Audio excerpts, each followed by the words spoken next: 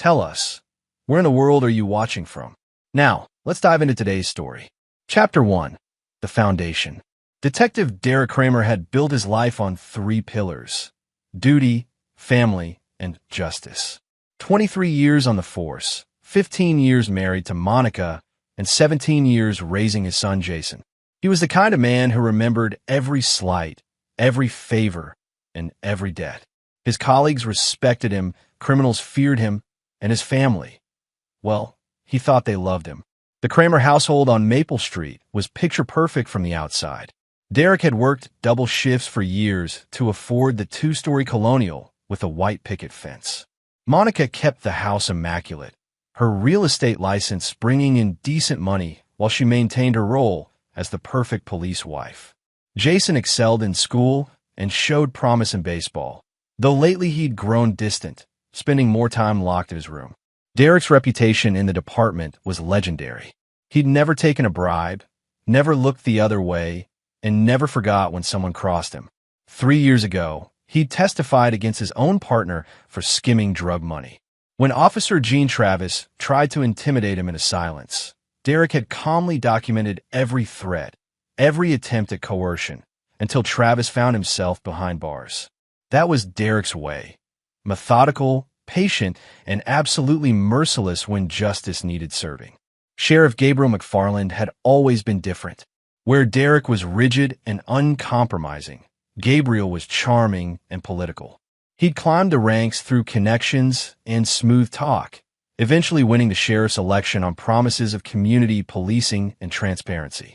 Derek had voted for him, respected him even, though they rarely socialized outside of work functions. Monica had been acting strange for months. Late nights at client meetings, new clothes, a secretive smile when she checked her phone. Derek noticed everything. It was his job, but he'd chosen to trust. Trust was becoming his greatest mistake. Jason had been asking odd questions lately. Dad, what would you do if someone betrayed you? And do you think people can change? Derek had dismissed it as teenage philosophy, but now those conversations felt loaded with meaning he'd missed. The morning of his world's end started like any other. Derek kissed Monica goodbye, ruffled Jason's hair, and headed to the station. He had no idea that by evening, everything he'd built would be ashes, and the man he'd trusted would be bleeding on his living room floor. Chapter 2. Cracks in Paradise. The first Real crack appeared on a Tuesday. Derek came home early from a surveillance that went sideways, hoping to surprise Monica with dinner. Instead, he found her on the phone in their bedroom, door closed, voice hushed and intimate. When he entered, she jumped like she'd been shot, quickly ending the call. Who was that? Derek asked, his detective instincts kicking in. Just Laurel Irwin from the office. Closing paperwork, Monica replied, but her tells were obvious to someone who'd interrogated criminals for 2 decades. The way she avoided eye contact, touched her neck, spoke a fraction too fast. Derek said nothing, but he started watching. Really watching. Monica's phone developed a passcode she'd never used before. She started volunteering for evening open houses that seemed to run unusually late. New lingerie appeared in her drawer, tags still on, never worn for him. She'd hum songs he didn't recognize and smile at private jokes she wouldn't share. 3 weeks later, Derek followed her. Professional surveillance training made it easy to stay undetected as Monica drove to the Riverside Motel on the wrong side of town. She sat in her car for 10 minutes before Gabriel McFarland's unmarked cruiser pulled up beside her. Derek watched through binoculars as his wife and his sheriff embraced in the parking lot. Not a friendly hug. A lover's embrace, desperate and familiar. They disappeared into room 247, and Derek sat in his car for 2 hours, something cold and terrible growing in his chest. When they emerged, disheveled and glowing, Derek made a decision that would define everything that followed. He wouldn't confront them. Not yet. He would document, investigate, and plan. Because Derek Kramer never acted in anger. He acted with purpose. The investigation consumed him. Hidden cameras, phone records, credit card statements. Monica and Gabriel had been conducting their affair for 8 months. Expensive hotels, weekend trips when she claimed to be visiting her sister, gifts charged to Gabriel's personal credit card. They'd been sloppy, confident that Detective Derek Kramer would never suspect his own wife. But the deeper Derek dug, the more he found. Gabriel wasn't just sleeping with Monica. He was pillar of corruption in the sheriff's department. Skimmed evidence, altered reports, deals with local drug dealers. And Monica wasn't just unfaithful. She was his accomplice, using her real estate connections to launder money through fake property deals. The betrayal went beyond infidelity. They'd made him a fool, used his reputation as cover for their crimes, and built their relationship on the foundation of everything he stood against. Jason knew. That became clear when Derek found him crying in the garage one afternoon, holding something behind his back. "They think I don't understand," Jason said, his voice cracking with adolescent rage. "They think I'm stupid. What do you know, son?" Jason pulled out his hand, revealing photos. Monica and Gabriel together, clearly intimate, clearly damning. "I've been following them too, Dad. I thought maybe I could stop it before you found out." Derek looked at his 17-year-old son, seeing himself reflected in the boy's eyes. The same sense of justice, the same inability to let betrayal slide. "We're going to handle this," Derek said quietly. "But we're going to do it right." He had no idea that Jason had already started handling it in his own way. Chapter 3. The Breaking Point. The plan was simple. Confront them together, demand Gabriel's resignation, and file for divorce. Clean, legal, devastating to their reputations, but manageable for everyone involved. Derek had compiled enough evidence to destroy Gabriel's career and ensure Monica got nothing in the divorce. It was measured revenge, the kind a rational man would pursue. But Jason had other ideas. On the night everything went sideways, Derek was supposed to be working a double shift. Instead, he'd finished early and decided to execute his plan. He wanted to catch them together, force the confrontation he'd been building toward for weeks. He arrived home to find Monica's car in the driveway, alongside Gabriel's cruiser. Perfect. Both targets in one location. But as Derek approached the house, he heard shouting from inside. Monica's voice, high and frightened, then Gabriel's deeper tones, aggressive and threatening. Something had gone wrong. Derek entered through the back door, moving with tactical precision through his own home. He found Monica unconscious on the living room floor, a small trickle of blood from her temple. Gabriel was standing over her, but his attention was fixed on something else. Jason stood in the hallway, Derek's service weapon steady in his hands, pointed directly at the sheriff's chest. "He hurt Mom," Jason said calmly when he saw his father enter. "So I hurt him back."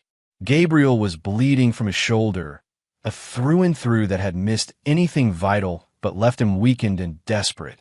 His own weapon was kicked across the room, while out of reach. "This was your mother's idea," Gabriel gasped, seeing Derek enter. "You need to learn the truth." "Shut up," Jason said, his voice carrying a coldness that chilled Derek to the bone. "I knew you'd come home, Dad," Jason continued, never taking his eyes off Gabriel. "I've been planning this for weeks." That's when Derek realized his son hadn't stumbled into this situation. He'd orchestrated it. Just then it happened. The sound of sirens in the distance, growing closer. Multiple units, responding to reports of shots fired. Someone had called it in, but none of them had made that call. "Jason," Derek said carefully, "what did you do?" His son smiled, an expression that belonged on no 17-year-old's face. "I did what you taught me, Dad. I made sure the bad guys got caught." Gabriel tried to speak, blood foaming at his lips. "The boy, he called me, said Monica was ready to confess everything. Said she wanted to meet. When I got here, she tried to back out, said she'd change her mind. We fought and then I shot you," Jason finished matter-of-factly. "Self-defense, of course. You were attacking my unconscious mother with your weapon drawn. My father can testify to that." The sirens were getting closer. In minutes, the house would be swarming with cops, paramedics, investigators. The official story would be written in the next few minutes, and Jason had already decided what that story would be. Derek looked at his son, seeing a reflection that terrified him. Jason had inherited more than his sense of justice. He'd inherited his ruthlessness, his patience, and his inability to forgive betrayal. "The recording device is in Mom's purse," Jason said quietly. Everything Gabriel just said about their affair, about her being his accomplice. It's all documented now. Derek realized his son had played them all, lured Gabriel here with the promise of reconciliation, provoked the confrontation that knocked Monica unconscious, and created a scenario where shooting the sheriff would appear justified. The first patrol car pulled into the driveway, lights flashing. "Remember, Dad," Jason said, lowering the weapon as footsteps approached the front door. "He was attacking Mom when you arrived. I had no choice." As officers burst through the door, weapons drawn, Derek made the split-second decision that would define the rest of their lives. He backed his son's story, becoming complicit in a web of violence and deception that would make the affair seem like a minor indiscretion. But as Gabriel was loaded into an ambulance, barely clinging to life, he managed to grab Derek's shirt. "Your boy," he whispered. "He's not what you think. Monica found out. That's why she was ending it." Gabriel lost consciousness before he could finish, leaving Derek with questions that would haunt him and a son whose depths he was only beginning to fathom. Chapter 4. Aftermath and Revelations. The investigation moved swiftly, guided by Jason's carefully planted evidence and Derek's reputation. Sheriff Gabriel McFarland survived surgery but remained in critical condition, sedated and unable to give his statement. Monica woke up with a concussion and convenient memory gaps about the events leading to the shooting. Detective Ian Reese, Derek's longtime colleague, led the investigation with the kind of thoroughness that made Derek nervous. Ian was honest, competent, and unfortunately perceptive. "The physical evidence supports your son's account," Ian said, reviewing his notes in the Kramer living room 3 days later. Gabriel's weapon was discharged once into the wall. Powder burns on Monica's clothes suggest close-range intimidation. Jason's shots were clean, defensive positioning. Derek nodded, maintaining the stoic expression that had served him well over the years. But internally, he was reconstructing the scene with new understanding. Jason hadn't fired in panic or self-defense. He'd fired with precision, placing his shots to wound, not kill. The boy had wanted Gabriel alive for a reason. "What bothers me," Ian continued, "is the timeline. The anonymous 911 call came in before the shooting, not after. Someone knew violence was going to occur." Monica, sitting across the room with an ice pack pressed to her head, looked up sharply. "What do you mean?" "The call was placed at 8:47 p.m. Our forensics team estimates the shooting occurred between 8:52 and 8:55. Someone called for help before help was needed." Jason, who'd been quietly doing homework at the kitchen table throughout the interview, finally spoke. "Maybe it was a neighbor who heard the arguing earlier. People don't always report domestic disturbances immediately." Ian's eyes fixed on the teenager with new interest. "The call was placed from a burner phone, activated that morning and discarded afterward. Pretty sophisticated for a concerned neighbor." The room fell silent except for the ticking of Monica's antique clock. Derek felt the weight of unasked questions pressing down on them all. After Ian left, promising to follow up once Gabriel was conscious enough to give his statement, the family sat in their damaged living room, each lost in their own thoughts. "We need to talk," Monica said finally, her voice hoarse from crying. "No," Jason replied firmly. "We don't." Something in his tone made both parents look at him with fresh eyes. The boy they'd raised was gone, replaced by someone calculating and cold. "Jason," Derek began. "Dad, I saved us. Gabriel was going to destroy our family with his accusations. Mom made a mistake, but she was trying to fix it. I handled the situation. By shooting a man, by protecting my family." Jason's eyes were steady, unrepentant, just like he would have done. That evening, while Monica slept off her pain medication, Derek found himself in Jason's room. His son was reading a book on criminal psychology, making notes in the margins. "What did Gabriel mean?" Derek asked. "About you not being what I think." Jason looked up, considering his answer carefully. "Gabriel found out about my activities. He was going to use that information to control Mom, to force her to stay in the relationship." "What activities?" "I've been documenting corruption in the sheriff's department for months. Not just Gabriel, a whole network. Deputy Nathaniel Daniel has been selling confiscated drugs back to dealers. Sergeant Marty Graves has been taking bribes to alter traffic citations. Gabriel was just the biggest fish. Derek sat heavily on his son's bed. Why didn't you come to me? Because you're too honest, Dad. You would have tried to handle it through proper channels, and they would have destroyed the evidence and transferred to other departments. Justice would have been delayed, maybe denied entirely. So you decided to take matters into your own hands. I learned from the best. Jason's smile was sharp. You always said that bad people need to face consequences. I just made sure they would. Over the next several days, as Gabriel remained unconscious and the investigation continued, Derek began to see the scope of his son's planning. Anonymous tips had been sent to internal affairs about deputy misconduct. Financial records had been leaked to journalists. Search warrants were being executed across the county as Jason's months of intelligence gathering bore fruit.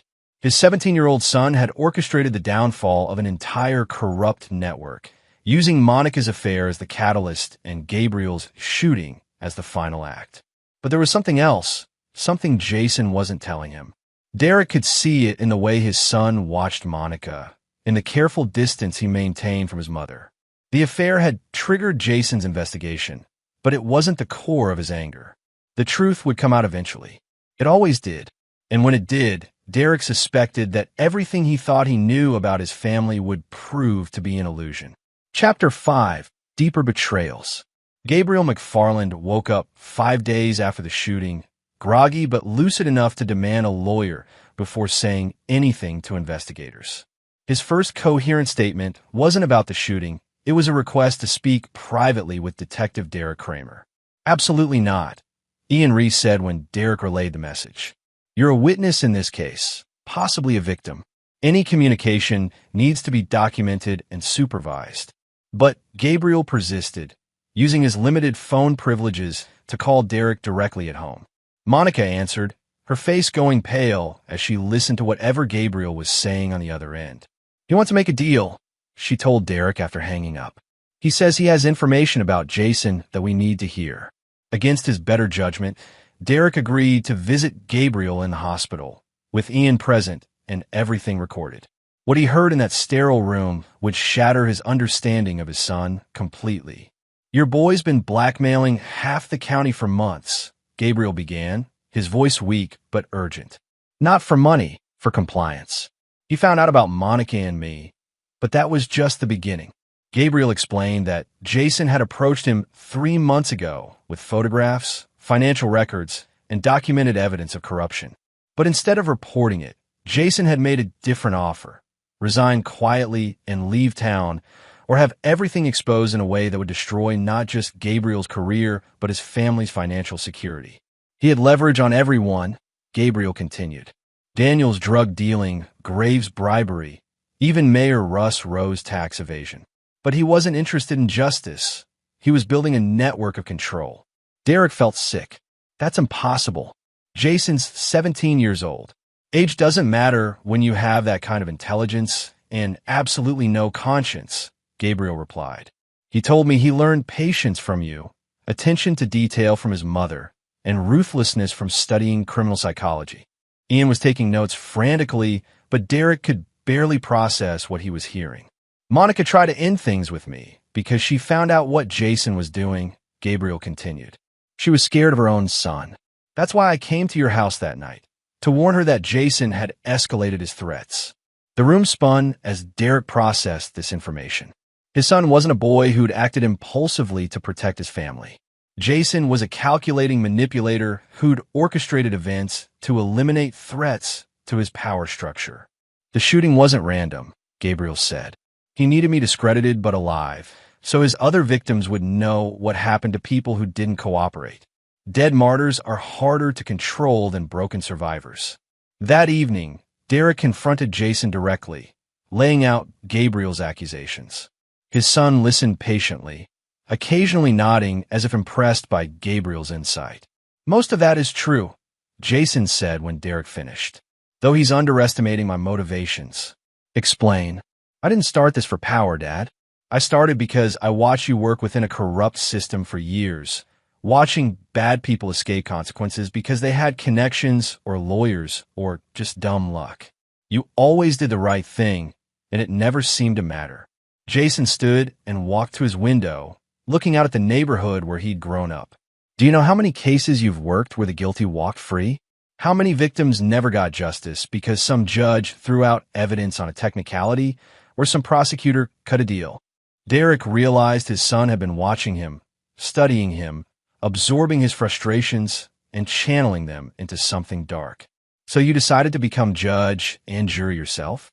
I decided to create a system where bad actions have guaranteed consequences, Jason replied. Gabriel was cheating with Mom, stealing evidence, and taking bribes. In your system, he might have faced some administrative discipline, maybe early retirement with full pension. In my system, he gets shot and exposed, and everyone who worked with him knows that cooperation has better outcomes than resistance. And Monica? Jason's expression hardened. Mom facilitated Gabriel's corruption through her real estate connections. She also violated our family through adultery. But she's shown willingness to accept consequences and modify her behavior. Gabriel refused to cooperate. Derek stared at his son, seeing a stranger wearing a familiar face. You shot a man, Jason. You destroyed multiple lives. I prevented worse destruction by acting decisively, Jason replied calmly. And now everyone in this county knows that corruption carries real risks. Crime rates will drop, conviction rates will improve, and justice will be served more efficiently. That's not justice. That's terrorism. It's evolution, Dad. Your way wasn't working. Later that night, Derek found Monica in their bedroom, packing clothes into a suitcase. I can't stay here, she said without looking at him. Jason scares me. The way he looks at me, like he's deciding whether I'm still useful. He's our son. No, he's a stranger who happens to share our DNA. And he's not done yet. Gabriel was just the beginning. Monica was right. Over the following days, 3 more county officials quietly resigned, citing personal reasons.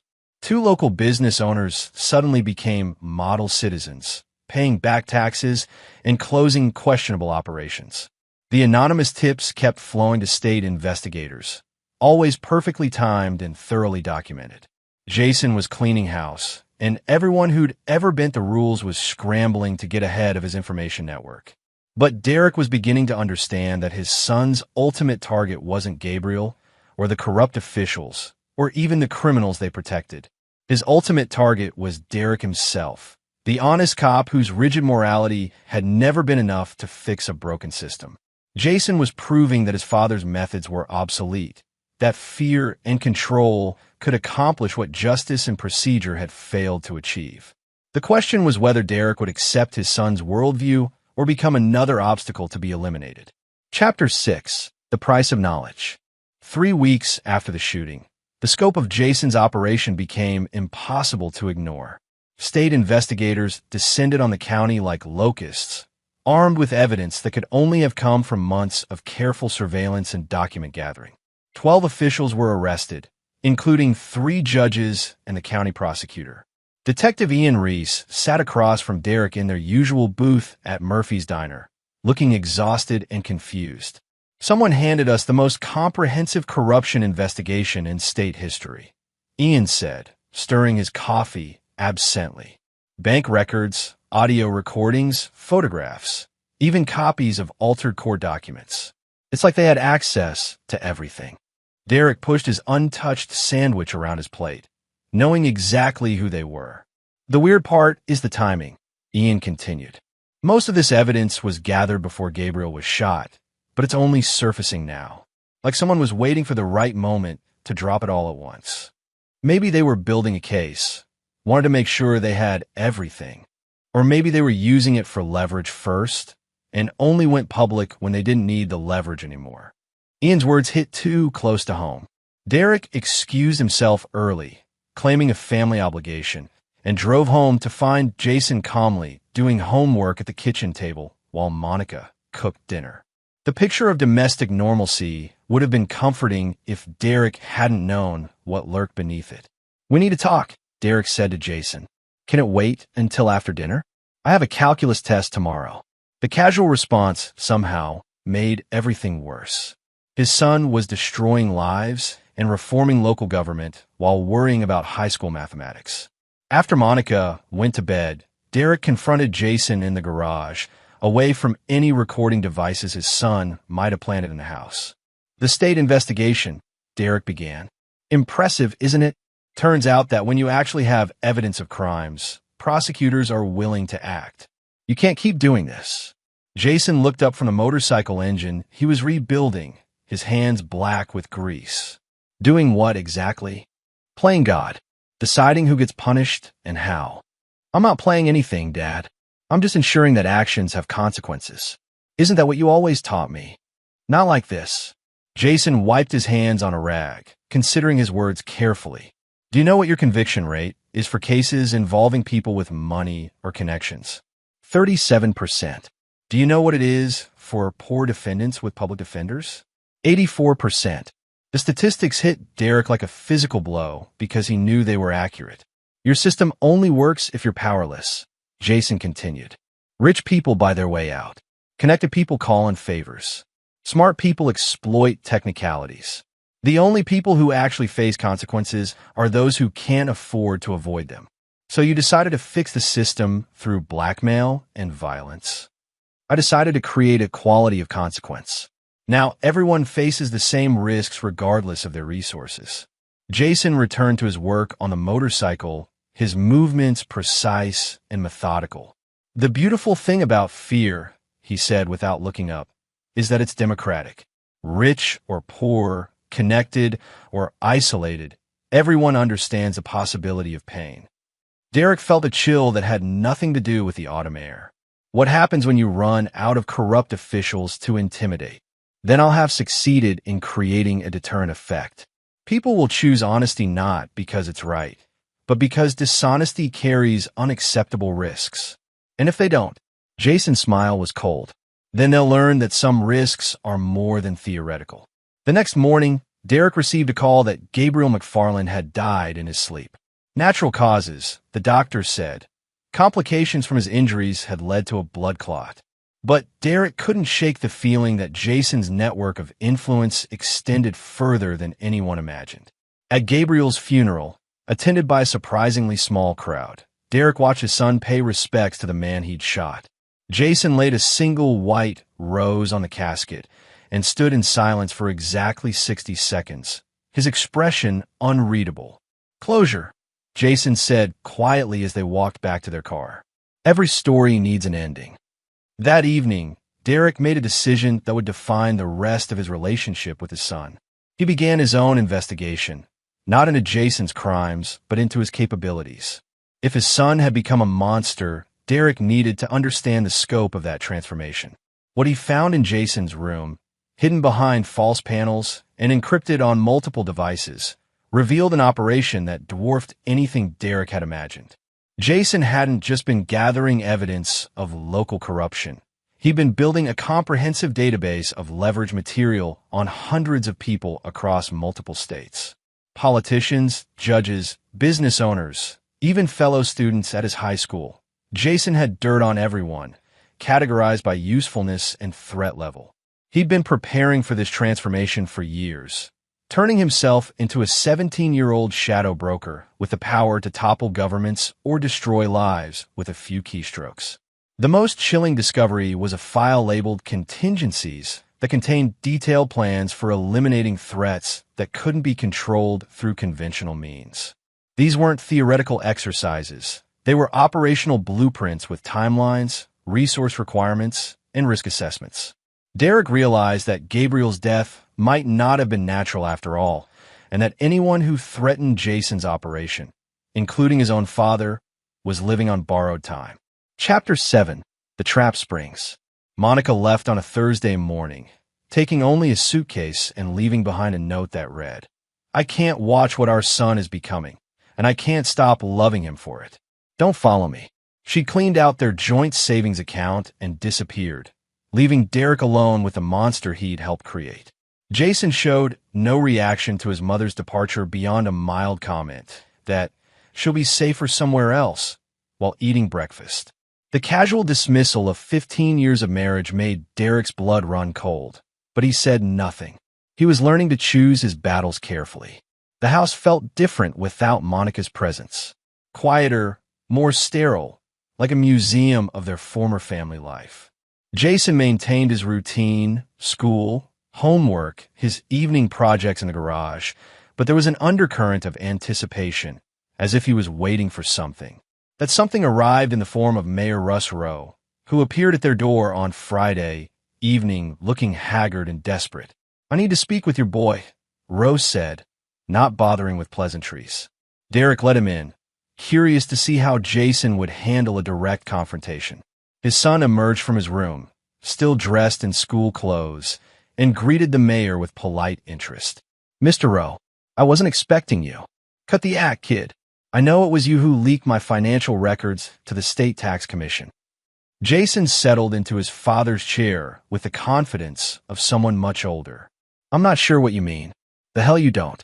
My accountant found evidence that someone hacked our systems 3 months ago. Professional job, but they left just enough of a trail to trace back to equipment registered to this address." Derek's heart sank. Jason had been sloppy, or more likely, deliberately left evidence that would lead back to him. Another power play, another demonstration that he could act with impunity. "That's a serious accusation," Jason said calmly. "I hope you have evidence to support it." "I have enough to destroy you, you little psychopath." The temperature in the room seemed to drop 10 degrees. Jason's expression didn't change, but Derek could sense something dangerous awakening behind his son's eyes. "Mr. Rowe," Jason said quietly, "I think you should choose your next words very carefully. Are you threatening me?" "I'm offering advice. Threats are what weak people use when they don't have leverage. I don't need to threaten you." Rowe pulled out his phone, hands shaking slightly. "I've got investigators digging into every aspect of your operation. Financial records, communications, everything. By Monday, you'll be in juvenile detention and your father will be suspended pending investigation." Jason stood up slowly, walking to the window that overlooked their quiet street. "Dad," he said without turning around, "would you mind stepping into the kitchen? Mr. Rowe and I need to discuss some private matters." Every instinct told Derek to stay, to protect his son from whatever consequences were coming. But something in Jason's tone suggested that Rowe was the one who needed protection. From the kitchen, Derek could hear muffled conversation, then silence. After several minutes, Jason called for him to return. He found Mayor Rowe sitting in the same chair, but his entire demeanor had changed. The desperation and anger were gone, replaced by the hollow-eyed expression of a broken man. "Mr. Rowe has decided to withdraw his accusations," Jason said pleasantly. "Haven't you, sir?" Rowe nodded mechanically. "Misunderstanding. Won't happen again. And you'll be resigning from office next week, citing health concerns." Another nod. "Your replacement will be Councilwoman Bertha Hinton, who I'm confident will bring fresh perspectives to municipal government."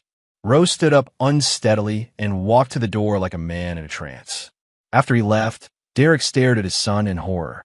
"What did you do to him?" "I showed him some photographs from his private collection. Turns out the mayor has some very specific recreational interests that wouldn't play well with his voter base."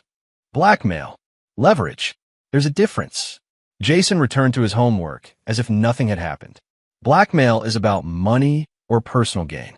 Leverage is about ensuring compliance with reasonable behavioral standards. Reasonable according to who? According to me. The simple honesty of that statement was more terrifying than any threat. Jason had appointed himself judge and jury for an entire community, and he saw nothing wrong with that arrangement. Over the weekend, Derek watched his son's operation expand in real time. Phone calls at odd hours, encrypted messages on devices Derek couldn't identify, meetings with people who looked far too old and dangerous to be interacting with a high school student. On Sunday evening, Jason announced that he would be transitioning to a new phase of operations and that Derek should prepare for some significant changes in their living situation. What kind of changes? "We'll be moving to a larger property outside the city limits. More privacy, better security, room for expansion. I like our house. Our house is compromised. Too many people know where we live, and my work requires a more controlled environment." Derek realized that Jason wasn't asking for permission or input. He was announcing a decision that had already been made, and Derek's preferences were irrelevant to the planning process. What if I refused to move? Jason looked up from his laptop, his expression genuinely puzzled. Why would you do that? I'm offering you a chance to be part of something important, something that will reshape how justice works in this country. By terrorizing people into compliance, by creating a system where bad behavior carries guaranteed consequences regardless of wealth, connections, or social status. You've spent 20 years trying to achieve that through legal channels. I can accomplish it in 5 through more efficient methods. That night, Derek lay awake trying to decide whether his son was a visionary or a sociopath. The distinction seemed to matter less with each passing day, as Jason's methods consistently produced results that the legal system had failed to achieve. By morning, he'd made a decision that would determine whether he spent the rest of his life as Jason's partner or his victim. Chapter 8. The Reckoning. Derek's decision crystallized when he found Jason in the garage at 3 a.m., assembling what appeared to be surveillance equipment while video chatting with someone whose face was obscured on the laptop screen. "Dad," Jason said without looking up from his work, "you're supposed to be asleep. Hard to sleep when your son is running a criminal enterprise out of the family garage." The figure on the laptop spoke in a distorted voice. "Is there a security concern?" "No," Jason replied calmly. "Just a family discussion. I'll contact you tomorrow with the timeline update." The screen went dark, leaving father and son alone among the carefully organized tools and electronics that had become Jason's command center. "Criminal enterprise is a limited way to view what we're building," Jason said, returning to his assembly work. "We're creating accountability infrastructure. People make better choices when they understand the real costs of bad behavior. We, you, me, and our associates. People who understand that traditional justice systems are too slow, too corruptible, and too easily manipulated by wealth and connections." Derek sat heavily on a workbench, studying his son's profile in the harsh fluorescent light. "What happened to you, Jason? When did you become this?" Jason paused, considering the question with the seriousness he applied to everything. "I became this the night you came home from the Marcus trial. Do you remember? 3 years ago, the businessman who killed that family in a drunk driving accident." Derek remembered. Marcus had excellent lawyers who got the charges reduced to reckless endangerment. 18 months in minimum security, out of 9 with good behavior. "You were so angry," Jason continued. "You sat right here in this garage, working on Mom's car, and you said that sometimes the system fails good people because bad people have better resources. That doesn't justify what you've done, doesn't it? Marcus killed 4 people and served 9 months. Gabriel stole evidence and took bribes for years before I shot him. Which outcome served justice better?" The question hung in the air between them, challenging everything Derek had built his career on. "The difference," Derek said finally, "is that Marcus was tried by a jury of his peers and sentenced by a judge following established law. You appointed yourself to both roles and achieved a more just outcome in less time with fewer resources." Jason set down his tools and faced his father directly. "Dad, I respect what you've tried to accomplish, but your methods don't work for people with real power. They buy better lawyers, make better connections, and exploit more loopholes. My methods work for everyone equally. Your methods are illegal. So it was the Underground Railroad. So it was the American Revolution. Sometimes illegal actions serve justice better than legal ones." Derek realized this wasn't a conversation he could win through logic or moral arguments. Jason had constructed a worldview that justified any action in service of his definition of justice. And that worldview was internally consistent enough to resist conventional challenges. "What happens when you're wrong?" Derek asked. "When you destroy someone who doesn't deserve it." "I research extensively before taking action. My error rate is lower than the conventional justice systems." "That's not an answer. It's an evasion." Jason's expression hardened slightly. "Everyone makes mistakes, Dad. The question is whether you learn from them and improve your processes, or whether you use the possibility of error as an excuse for inaction." The next morning, Derek made the phone call that would end his relationship with his son forever. He contacted the FBI, specifically Agent Nellie Nielsen, who specialized in domestic terrorism and organized crime. I need to report criminal activity, he said when she answered. What type of criminal activity, Detective Kramer? Blackmail, extortion, conspiracy, and possibly murder. The suspect is my 17-year-old son. The silence on the other end stretched for several seconds before Agent Nielsen spoke again. I think we need to meet in person, Detective. This afternoon, away from your home. They met at a coffee shop 20 miles outside the county, where Derek laid out everything he knew about Jason's operation. Agent Nielsen listened without interruption, taking notes and occasionally asking for clarification. This is extensive, she said when he finished. If even half of what you're telling me is accurate, your son has created one of the most sophisticated criminal networks we've encountered. Can you stop him? We can try. But you understand that testifying against your own son will have consequences beyond the legal system. Derek nodded. He's not my son anymore. He's someone else wearing my son's face. That evening, Derek returned home to find Jason waiting for him in the living room. Laptop open, expression unreadable. How was your meeting with Agent Nielsen? Jason asked conversationally. Derek's blood turned to ice. How did you know about that? I know about all your meetings, Dad. I've been monitoring your communications for months. Insurance, you understand. I needed to know if you were becoming a liability. And am I? Jason closed the laptop and stood up, his movements deliberate and precise. That depends entirely on your next choice. You can accept the new reality and become part of something important, or you can continue fighting a war you can't win. What if I choose to fight? Jason's smile was sad rather than threatening. Then you'll join Gabriel and Mayor Rowe and all the others who thought they could resist necessary change. I love you, Dad, but I won't let sentiment interfere with progress. Derek looked at his son and saw no trace of the boy he'd raised. Jason had transformed into something alien and dangerous, and there was no pathway back to their former relationship. I can't be part of this, Derek said quietly. I know, Jason replied. That's why I've already made arrangements for your protection. Before Derek could ask what that meant, he heard cars pulling into the driveway. Multiple vehicles, engines running, doors slamming. FBI, a voice shouted from outside. Search warrant. Jason remained calm as armed agents surrounded the house. You serve your purpose, Dad. Thank you for raising me with such clear moral principles, even if you couldn't follow them to their logical conclusion. As agents broke down the front door, Jason activated something on his phone that caused all the electronic equipment in the house to emit a high-pitched whine before going silent.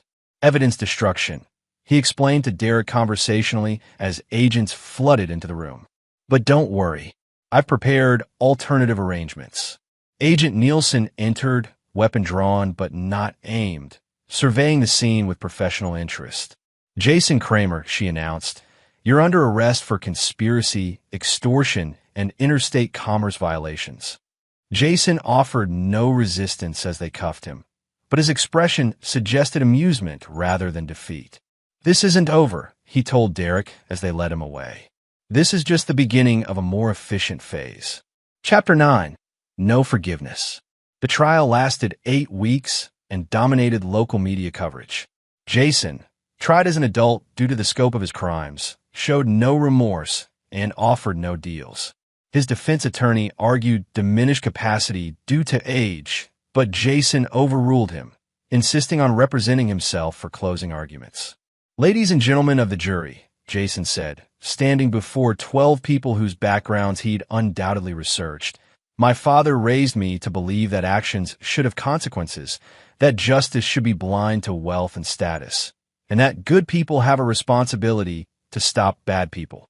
Derek watched from the gallery, feeling sick as his son turned their family values into a justification for criminal behavior.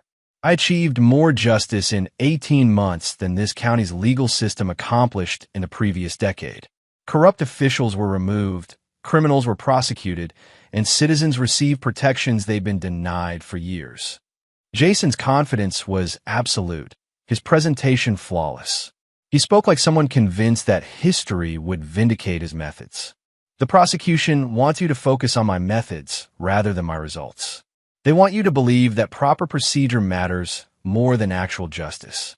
I ask you to consider whether my victims deserve protection they never gave their own victims.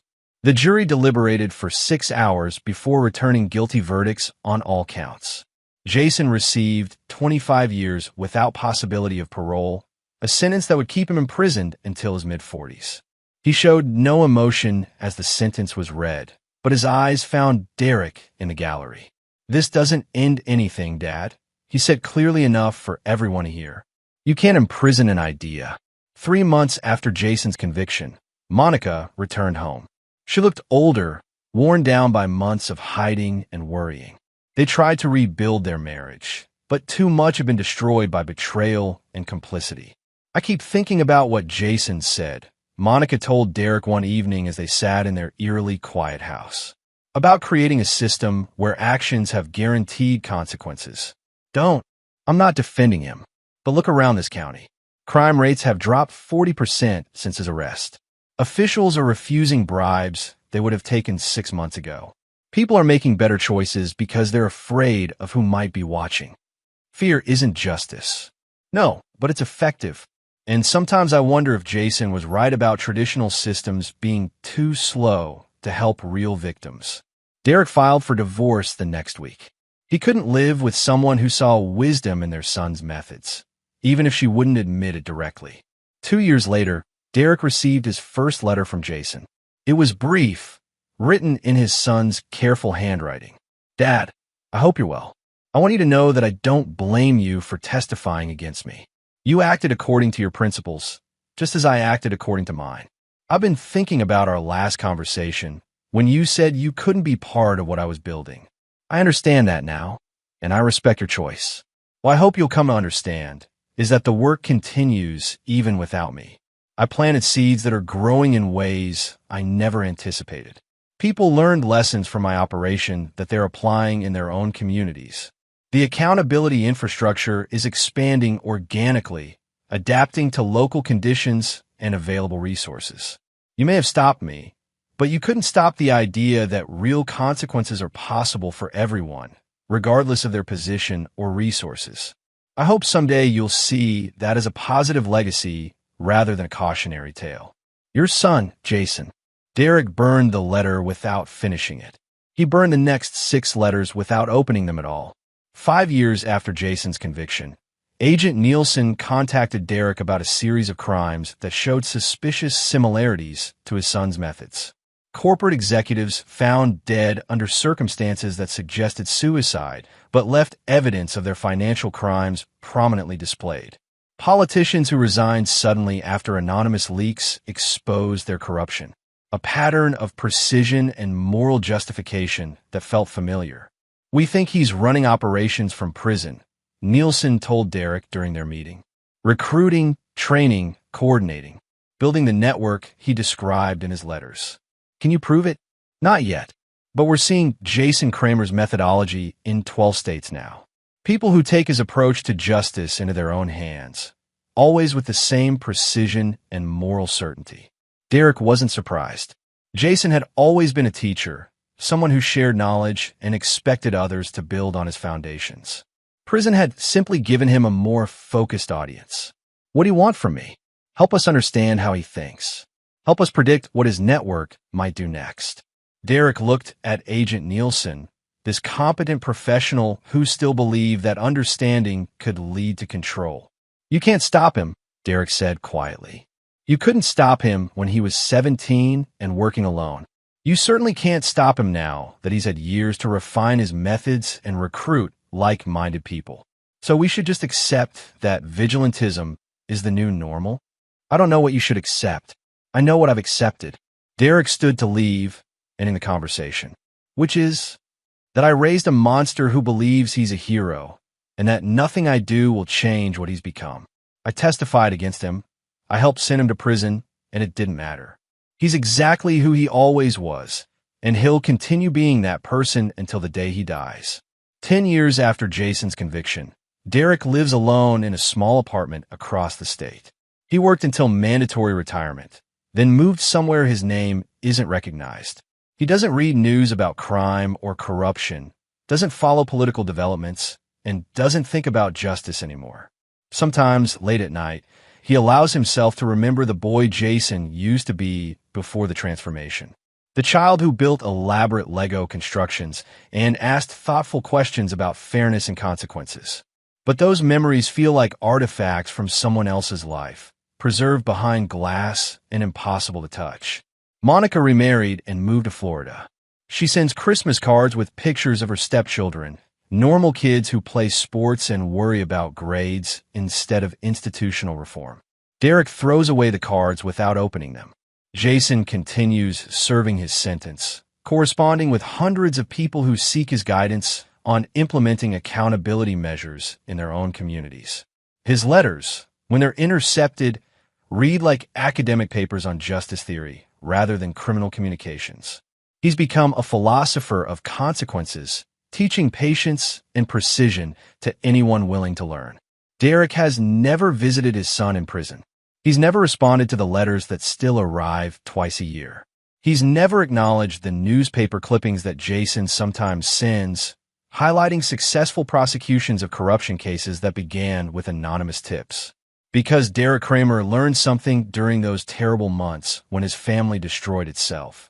Some betrayals are too complete for forgiveness, some transformations too fundamental for redemption, and some choices too irreversible for regret. He raised his son to believe in justice, and his son became justice incarnate, ruthless, impartial, and utterly without mercy. That's a legacy Derek will carry to his grave, along with the knowledge that somewhere in a maximum security prison, Jason Kramer is still his father's son in all the ways that matter least and none of the ways that matter most. The boy who said, "I knew you'd come home, Dad," grew up to become someone who ensures that everyone eventually comes home to face the consequences of their choices. And Derek Kramer, who spent his life believing that justice was worth any sacrifice, learned that some sacrifices are too terrible to survive intact. And there you have it. Another story comes to an end. What did you think? I'd love to hear your thoughts in the comments below. If you enjoy this story, consider joining our community by subscribing. It means the world to us. For more stories like this one, check out the recommended videos on screen. And I'll see you there.